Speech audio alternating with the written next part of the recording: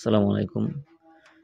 কেউ যদি স্বপ্নে ফেরেশতা দেখতে পায় মসজিদে, তাহলে তার ব্যাখ্যা বা তাবির হবে, যে এলাকায় মসজিদ সে এলাকার মানুষদের মধ্যে দিনের ব্যাপারে তাদের মধ্যে অনেক ত্রুটি রয়েছে। তাদেরকে বেশি বেশি দোয়া, ইস্তেগফার, নামাজ, সদকা এবং দান খয়রাত অধিক পরিমাণে করতে হবে এবং করার হুকুম দেওয়া হয়েছে।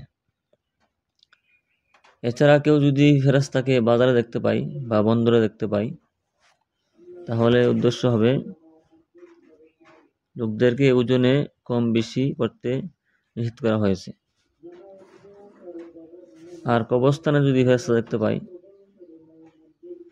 ধরেন আপনি ঘুমাইলেন, দেখলেন কবরস্থানে ফেরেশতা, তাহলে ব্যাখ্যা হবে আলেম ওলামা, ফকি এবং দিনদার পরহেজগার লোকদের মধ্যে বিভিন্ন ধরনের রোগবালাই ছড়িয়ে পড়বে, বা নেককারদের মধ্যে বিভিন্ন ধরনের রোগবালা ছড়িয়ে পড়বে।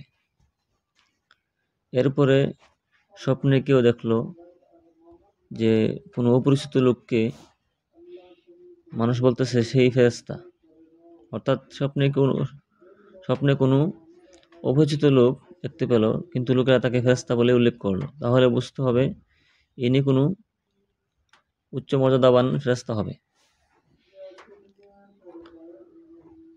তো এই ছিল ফেরেশতার ব্যাখ্যা। স্বপ্নে ফেরেশতা দেখতে পাওয়ার অর্থ হলো যে সম্মান লাভ এবং দুনিয়ার মধ্যে সুখে থাকার নিদর্শন এবং বুজুর্গি হওয়ার লক্ষণ। তো ফেরেশতা দেখার অনেক ব্যাখ্যা আছে, যেগুলো আমি ইতিপূর্বে আলোচনা করেছি। ভিডিওটা শেয়ার করে দিবেন, যাতে অন্য মুসলমান ভাই বোনেরা স্বপ্নে ফেরেশতা দেখলে কি হয় এ সম্পর্কে জানতে পারে।